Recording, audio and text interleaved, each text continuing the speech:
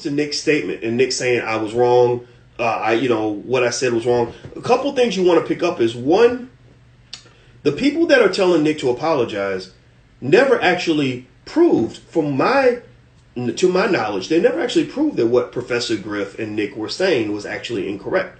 I don't recall them ever saying like, well, this is why it's wrong because, here's the actual documented history. Here's what you're saying, right? It's for the same reason that they refuse to debate Farrakhan. They won't debate Farrakhan because they know Farrakhan's right.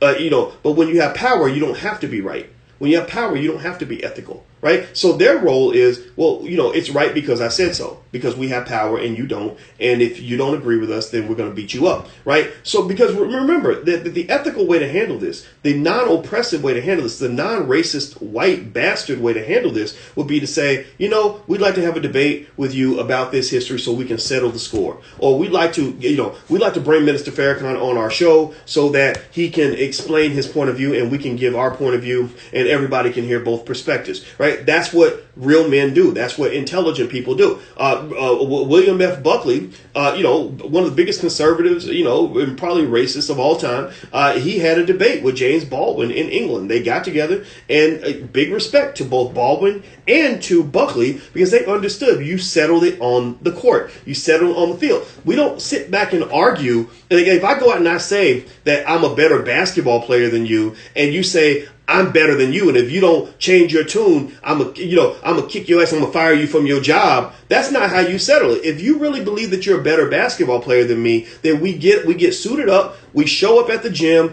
and we play it out, and we settle it once and for all. They won't do that with black people. I have never seen any prominent Jewish organization willing to just simply sit down with Louis Farrakhan. He's a very nice man. You call him violent and all this stuff. Point out one example where the minister has ever condoned violence against the Jewish community. I know you want to hide behind this anti-Semitic bullshit every single time somebody disagrees with you, but that's still silly. That's like every time somebody saying, Dr. Boyce, you're wrong, and I say, oh, you're saying I'm wrong because you're a racist, or you're saying I'm wrong because you molest children and you beat up old people, right? No. If there's no evidence of that, then there's no evidence of that. So again, one of the interesting things about white supremacy is that when the white man has that level of power over you, he doesn't have to explain himself to you, right? When somebody feels that much dominance over you, they're like, and you're like, well, explain yourself. We need to debate. Like, help me understand where you're coming from. And a powerful and oppressive person is going to say, I'm right because I said so. Now sit your ass down and shut up. Right? Like that's effectively what they do. That's what they do to Minister Farrakhan, because Farrakhan is a very nice man who has never, to my knowledge, condoned violence against white people or gone out and said, let's find a Jewish person and beat him up. He simply stated his version of life, his version of history. And so what they've effectively done is they have made a law because of their power. Their law is, if you criticize us, then we're going to label you anti-Semitic. I reject those labels. Those are not true. Sure, I could sit around and say, well, my best friend in high school was actually a Jewish kid, which is true, but it doesn't matter, right? I don't even have to say that that's bullshit, right? So I would ask you this. Here's what I want to do. I want to dig in and ask you this. So first of all, I want to ask you, can you show me any place where the critics of what Cannon and Griff said proved that what they were saying was incorrect? If you can't show me a place where they proved them to be incorrect, then that means they're riding on a ship made out of bullshit, right? They're riding their airplane is made out of manure because that just does not fly. The second piece here is this. This is something that I'm curious about too. Is if you look at Cannon's apology and in fact, let me see if I can find it and read what the apology actually said. The statement was quite fascinating in that he says, okay, so he basically says, I want to express my gratitude to the rabbis, community leaders, and institutions who reached out to me to help enlighten me instead of chastising me. I want to ensure my Jewish friends, old and new, that this is only the beginning of my education. So you're being educated, right? So that means that you're like the savages that are being civilized, right? You know, when they used to civilize black people in Africa by educating you, right? Or in the Communist Party, when you deviate from what they want you to believe, they send you to a re-education camp. Or when the leader of the Southern Christian Leadership Conference stepped off code and stepped off script and said black people need to learn to defend ourselves with weapons, they sent him to be re-educated, right? So a lot of times what people call it an education, it's not an education, it's actually an indoctrination. It's not me elevating who you actually are as a person by feeding you authentic knowledge.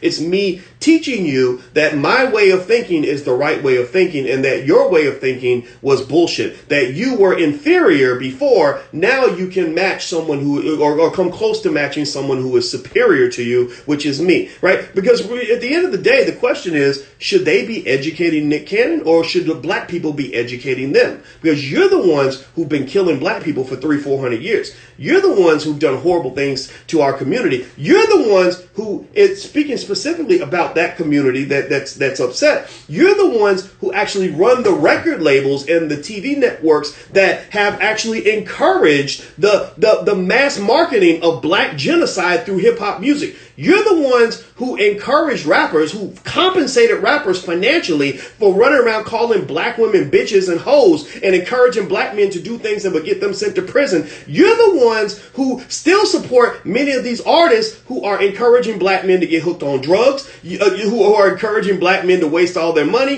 who are encouraging black people to hate themselves, who are encouraging black men to shoot each other in the head and be proud of that. So you're the ones who probably need to be educated. So this idea that Nick has been brought into a dark room and been educated is a very scary concept. It should be very scary to all of us because at the end of the day, the education is going in the wrong direction. Who should be educated? The people that were attacked by the savage or the savage himself? Because the shit that y'all have done, that some of y'all have tried to do to black people, is absolutely 100% savage. And here's what's interesting. This is an indicator of how white supremacy works. While they fully feel that it is their right and their obligation to educate Nick Cannon, not once do they actually consider the fact that they should be educated by you. Not once do they sit back and, I'm wondering, I need to find the Jewish motherfucker out here who says to other Jewish people, we need to go to the black community and be educated because some of our behavior is ridiculous, right?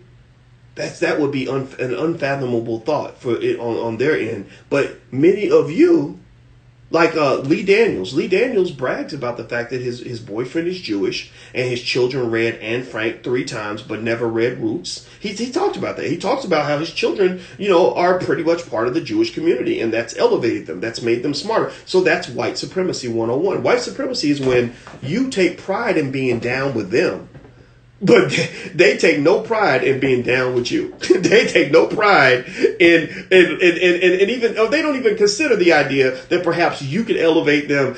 Well, why would I be elevated by an inferior person? That doesn't even make any sense to me, right? So one of the things, and I don't have it in front of me, but one of the interesting things, if you go read Nick's apology, which was really, really fascinating to read, is he actually basically kind of throws Griff under the bus, in my opinion, in the sense that he basically says that I took the video down, that a lot of the things I said were not true, were not consistent with reality. I got to find that apology. It was really interesting. Like, I want you to read it because he's basically saying that everything that Griff said was bullshit.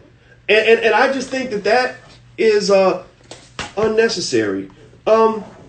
And the other interesting thing about the apology I want to point out to you is that I'm trying to figure out, it's like, I'm not trying to figure it out. I actually have figured it out, but I want to lay it out there as if I've not figured it out so you can follow the dialogue on that. But I thought it was interesting that Nick gave a full-throated apology to the black to white folks, right? Like, he's fully in that statement, he ain't talking to black people. He's talking to white people. he's talking to Jewish people. And I found it interesting that he's not talking to you. Like, where's the apology to the black community? Like, where are you apologizing to all the black people who believed in you? You know, where's my apology? I deserve a fucking apology because I put my shit on the line. Yesterday, go back and watch my video yesterday. I was so supportive. I was like, yeah, you know, I want to see Nick do well. I think it's great. I love what he's doing. I did all of that. So where's my apology? Do I not get an apology too because I'm not white or because I don't have some TV show where people are dressing like frogs and singing like or you know whatever? Where's my apology as a black man? Because the black community deserves an apology too for the fact that you took what you consider to be bad information.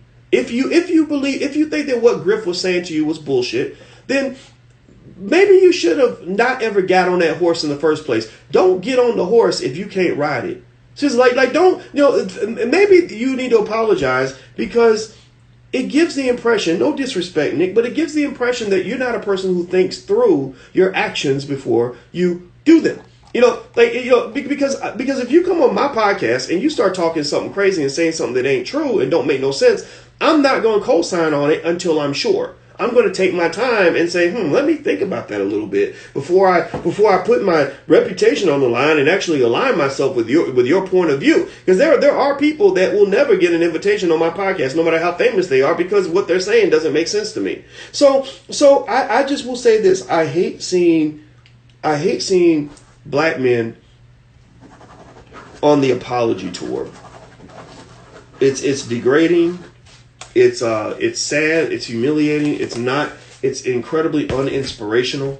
I know that there's money involved. I would presume that if there was not so much money involved, maybe there would never have been an apology, right? If there wasn't money,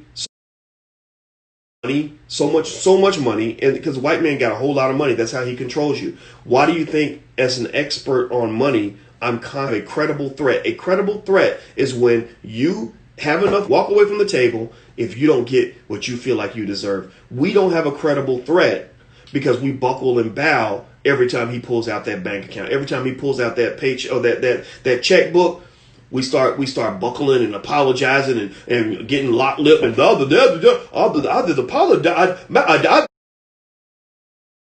Sorry, master, and I did. I mean, I'm saying, if you read that apology, it don't even. The time I knew when poor Snoop had got really broke down was in his first apology. He sounded like himself. He was like, "Yeah, I'm kind of doing this because I don't, but I don't really want to. I'm doing it because I have to, and you know, but I'm still Snoop though. You know, I'm gonna keep it 100." The second apology sounded like it came out of the mouth of Betty Crocker. It was like, "I'd like to formally apologize for the actions of," like it was very stiff to the point where you knew that his soul had been yanked out of his body. Right? When a person's soul has been taken out of their body, they don't sound like themselves anymore. They sound like they're basically saying something that someone else told them to say. And I read Nick's statement. I said, this ain't really Nick. Nick did not write this. Nick had a publicist or somebody that wrote it. And whatever it was, I don't believe what he's saying about what Griff said was not true, or that all the things that they said were just wrong and incorrect. Black men ain't that stupid. I believe that he said all that in that statement because somebody made him do it. And I'm okay with that to a point. I'm just saying, stick with conversations that are not above your pay grade. Like, this movement is very serious to a lot of people. There are very serious black people who have dedicated their lives to all of this. There are black people who will take a bullet for this. And so you can't jump in because it's trendy and then jump to the front of the line because you're famous, but then buckle every time things get hard. You might have to be willing to be blackballed and lose whatever millions of dollars they were going to pay you to do that show, if that's the life that you choose. So choose, man. You got to choose. So that's my 2 cents. I don't know how people are going to take what I said. I don't know